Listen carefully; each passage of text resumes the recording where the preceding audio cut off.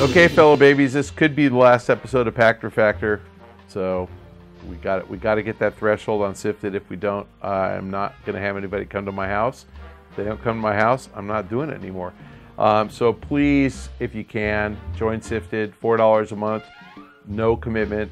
$4. If you like it, just don't turn it off. It'll keep going. All right, let's move on to these questions. This week, our first question from SIFTD, from @RewindReplay. In your opinion, what is the worst video game acquisition ever made by a publisher? Oh my God, there are so many. I mean, where do we start? I forgot the name of the studio, but the guys who made Blur, that didn't work out so well for Activision. They shut them down right away. Pandemic, who I love those guys to death, and I actually think they made great games. EA bought them, shut them down a year later. I mean, we could argue that PopCap was a terrible acquisition at EA. You know, that price was nominally $1.3 billion. It was like $600+ million earn-out, which never got earned out. The founders are all gone. They still own the Plants vs. Zombies and Bejeweled IP, but so many bad acquisitions.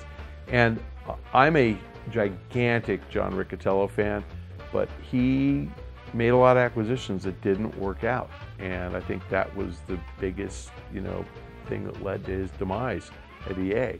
And Andrew Wilson's CEO now, and he hasn't made any acquisitions because I think their board got tired of it. So EA single-handedly did Playfish, Pandemic and BioWare, PopCap. I feel like they did Chillingo. That was a good one. And BioWare turned out to be great, but Pandemic not so much. So yeah, this is a hard business. Next question from SIFTD, from Mick Womble. We've had Mick Womble ask questions before. How are exclusive deals structured? Do developers and publishers get a single flat payment, or is there some kind of structure? I mean, it's all over the place, but the developer who signs an exclusive is giving up the right to sell his game on another console. So his side tries to figure out what the revenue / profit from that's going to be, and tries to negotiate that payment from the platform holder who's going to do an exclusive. So if you were Respawn, just starting up, Titanfall 1 is your first game, Microsoft says do it exclusive. EA is your publisher, so EA, and Respawn are having to figure this out. They had to say, and remember, Titanfall was very shortly after the Xbox One launched game. I think it came out in March of 14. They made a bet that the Xbox One was going to beat the PS4. I'm sure they regret that now. But they said, okay, in the first year, I'm sure their math will have 12 million Xbox Ones and 6 million PS4s, which turned out to be wrong. And so we're giving up sales to 1/3 of the market, so you got to give us essentially 30, 40, 50% more than we would normally get. And they got a upfront bonus, probably 30, 40 million bucks. I still think they regret it. EA didn't do that again, so you saw Titanfall 2 multi-platform. So most of the time it's that. It depends, like if Insomniac is offered the opportunity to do the Spider-Man game, it might be that Sony negotiated that with Marvel, and Insomniac is just a studio for hire. So we don't really know how they're getting paid. But when the IP is owned by the developer or by the publisher, and they go single platform, they are negotiating an upfront payment or minimum guarantee to make up for the opportunity, the cost of not putting on the other platform. That's why we don't get that many exclusives, because people are making bets on whether Sony's going to beat Microsoft before the consoles are out. As you know, I mean, Titanfall was in development certainly before the consoles launched. Those are just tough bets to make, and guys were betting on PlayStation in the PS3 cycle, and then they find out that the PS3 was $600, didn't sell that well. Nobody was betting on the Wii. That was a mistake. So, the publishers are really in the business of being platform agnostic.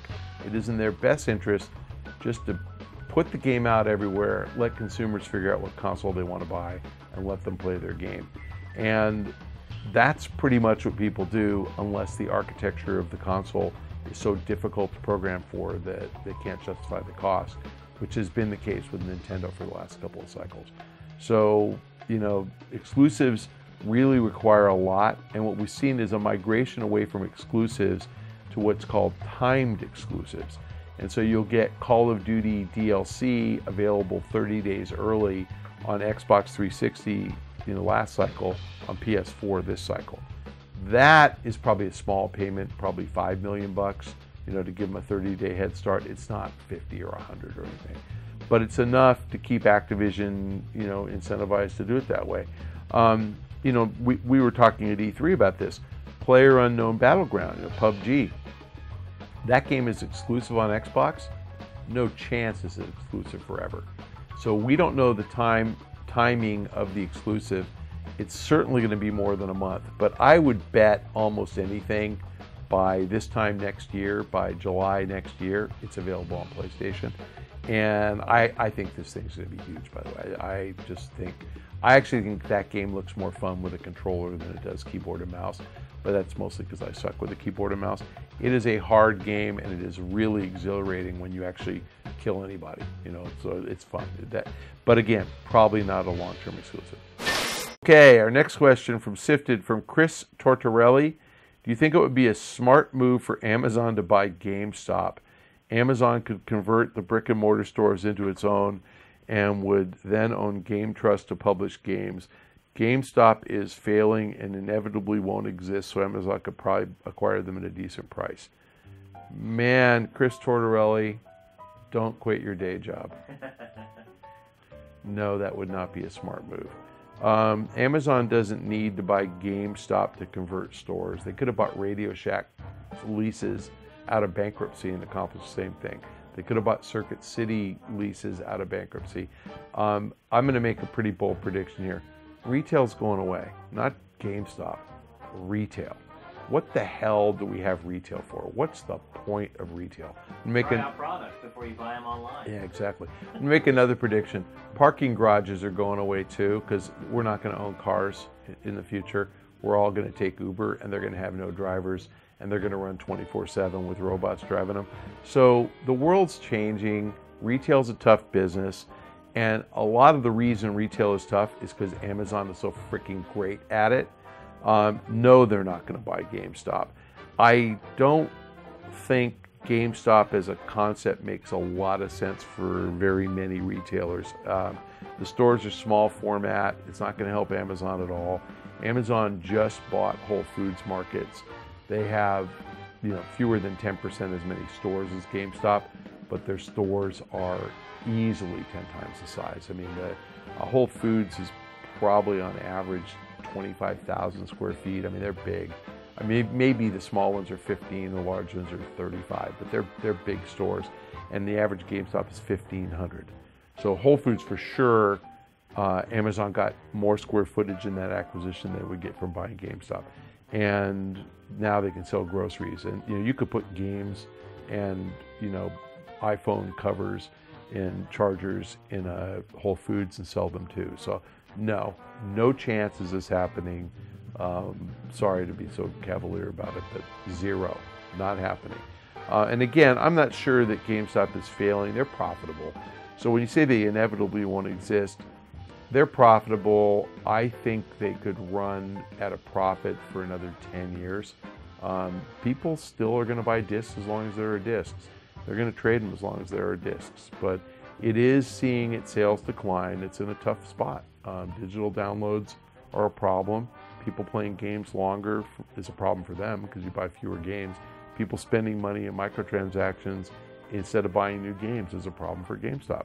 Those are the things that are hurting them, but I don't think Amazon wants retail square footage. They bought Whole Foods because they want refrigerated distribution, and each Whole Foods has a refrigerated section in the back for all the meat and all the fresh produce that comes in.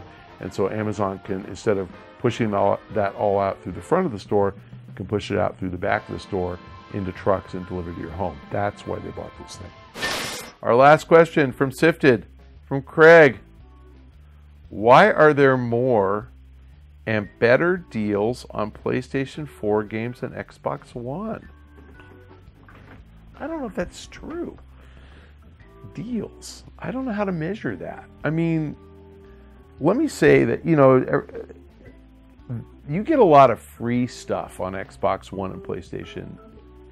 Like you get PlayStation Network and Xbox Live have, you know, freebies included, and my bias is Games for Gold gives me more free games than that I want to play than PlayStation. So PlayStation tends to give you more small games, indie games. Xbox gives me old games, but good ones. I look at it every month. I hardly ever download them, but they just seem like a great deal. I don't know. Again, I don't know how to measure it. It's pretty much true that unless you have a game like GTA that has a long life and a lot of value, you know, games get discounted to $40 within a year, and they get discounted to $20 after a year. So pretty much, like, go try to buy Call of Duty Black Ops. I mean, it is just not $60 anymore. And so the aging of a game, you know, price, I think it follows a pretty similar pattern. So I'm not sure what you're looking at when you say more and better deals.